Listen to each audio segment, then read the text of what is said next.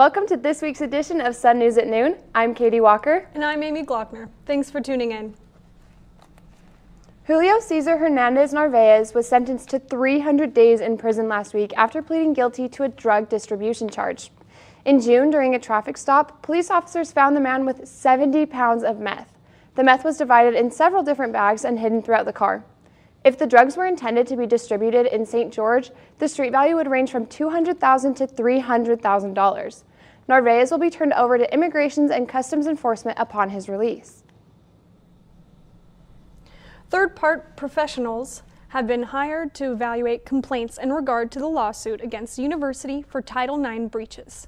Utah Tech has released a statement saying, "We are aware of the complaint filed against the university and are committed to working closely with all parties involved to reach a resolution. The university takes all allegations very seriously, and we have been actively following established university procedures to thoroughly review any concerns brought to the university's attention, including hiring neutral third-party professionals to evaluate these complaints, and are taking necessary steps as appropriate. Due to the ongoing proceedings, we cannot provide additional details at this time. The university remains committed to providing a supportive and productive space of learning and working for all members of our university community." Approximately 20 schools in Utah County were threatened with a shooting. The same phone call was received by each of the schools, and police responded quickly. Late Friday night, Salt Lake City experienced 2 separate shootings mere minutes away from each other. The shootings resulted in 3 fatalities, multiple injuries, and several individuals were detained. Rare sightings of black bears are continuously increasing at Zion National Park. Last year, the park reportedly installed bear boxes at Lava Point Campground to avoid attracting bears with food waste. With only 20 bear sightings in total, rangers are still urging hikers to stay alert and come prepared when hiking in higher elevations. This week, the Indigenous Students Organization crowned their ambassadors. Mia Najoni, a junior communications major from St. George, is the first ever Indigenous Students Organization ambassador. This title means to me is being a leader and being a role model for those younger generations and for also my culture and my younger generations as well. The pageant included a land acknowledgement and a dedication of the former Miss Native crown. At Utah Tech ambassador is Mia Najoni.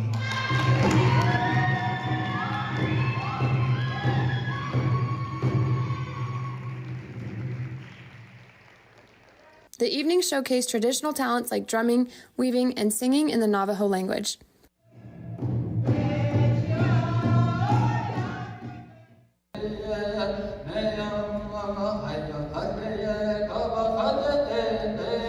Contestants also showcased modern talents like web design and digital arts. My plan and my goal is to spread diversity around here on campus and just to have everyone feel like they have a home to belong to. It's with me, all the Native students, and Utah Tech Theater put on the performance Picnic that challenges gender norms. The play Picnic is by William Inge and takes place in southwest Kansas in the 50s.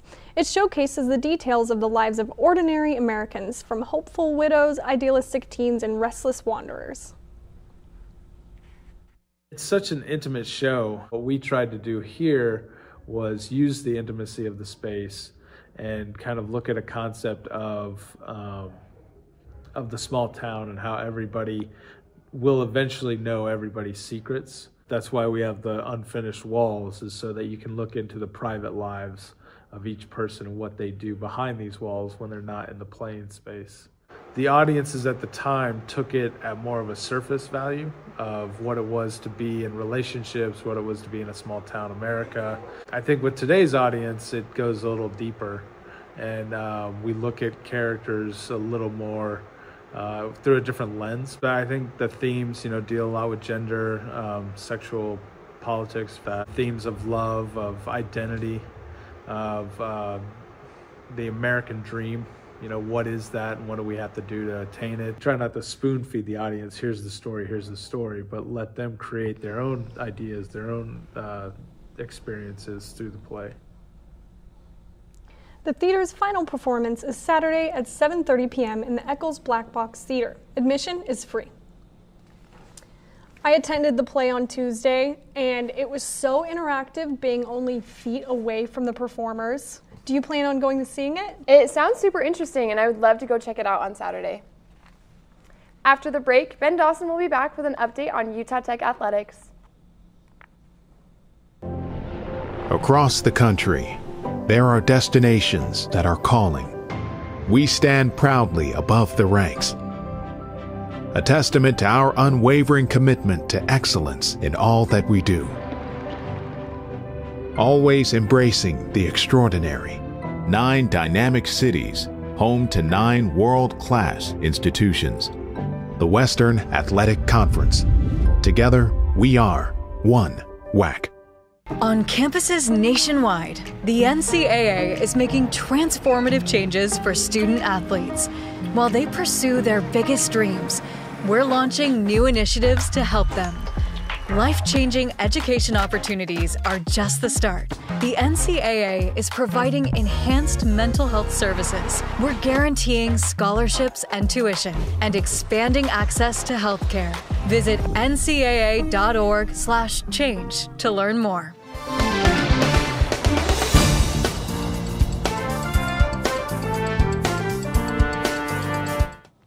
The Utah Tech football team lost to the University of West Georgia last Saturday, 34-31. Head coach Lance Anderson's first season has not been promising. With the loss, Utah Tech sits in second to last place in the conference standings. And another loss this Saturday would cement their spot in dead last. This Saturday, the Trailblazers face off against their rivals, the Southern Utah University Thunderbirds. This year, SUU has a 5-2 record in conference play, with both of their losses being by a combined 4 points total. Utah Tech travels 45 minutes up north to Cedar City to face off against SUU Saturday at 1 p.m.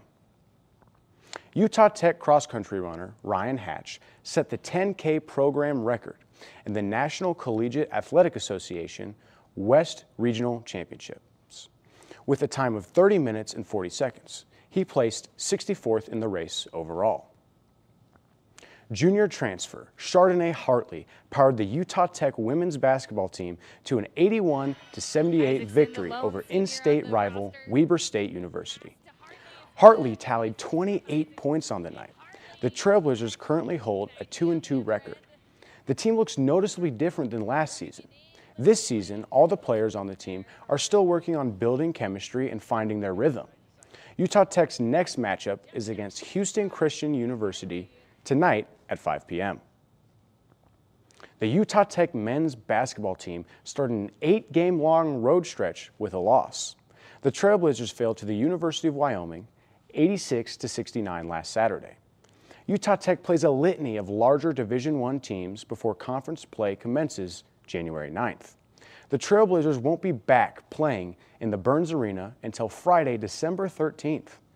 Utah Tech is looking to weather out non-conference play and be experienced and cerebral by the time WAC play rolls around. Tennessee, career high, 13 points. How did it feel tonight? What was going well?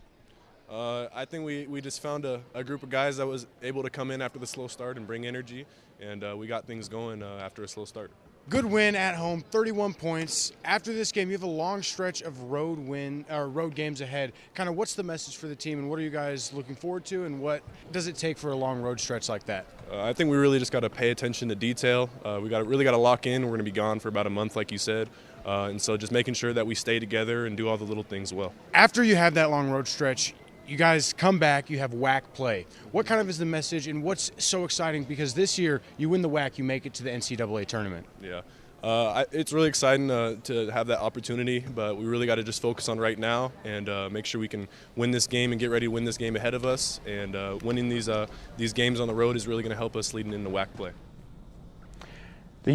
Both basketball teams look so different this season. Transfers have really impacted both the men's and women's teams this year. Yeah, Justin Beaker, who is a transfer, has been doing super great this season. It's impressive to watch. I'm excited to see what all the players will be able to do this season. And that's it for this week's edition of Sun News at Noon. We will see you here next week, in 2 weeks. Thanks for tuning in. Travel safe and have a happy Thanksgiving, Trailblazers.